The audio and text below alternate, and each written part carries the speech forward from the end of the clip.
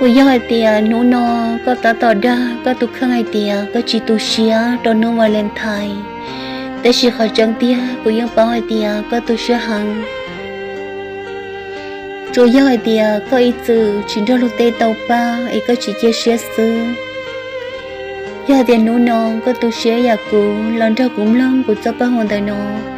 thầu công long ta lờ thầu ba có like có share bữa cho tụ nên chỉ tàu ba theo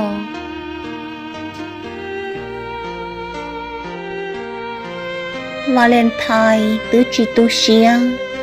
ôi cha thia họ bông qua mua, thầu bỏ lúa để mẹ xin gà, ni chỉ khờ mua ba xí bu, kia tiệt lú nó Valentine, luôn giao hay tiệt cụ chỉ tu, lo sao plu ni đo tờ to, cái coi cái show nu tiệt vì lý cha, bùa yo đa yo tu khang sơ. Tia cụ tư chỉ nị tu xia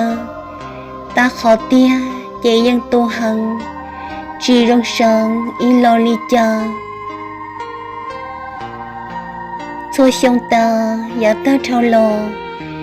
chạy dù nó ý từ chỉ tàu thiếu ở trâu dù chỉ tỏ sơ lo lú lư chẳng phăng tôn trộn sẽ bột lòng tàu cơ Lucia Lupalia no Valentine,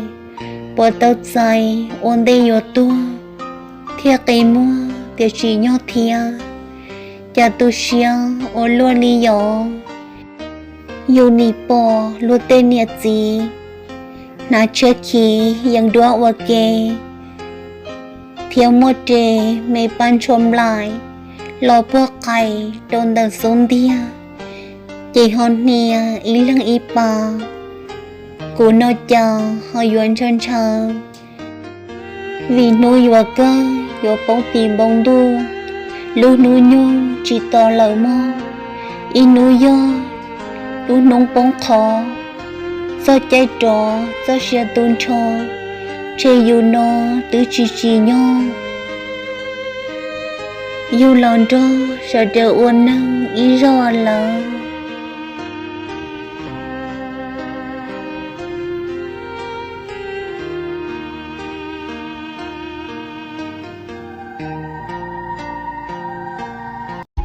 son hồ tia cũ bỏ nó cả nhỏ gió chờ qua mùa bóng có sao chỉ nhỏ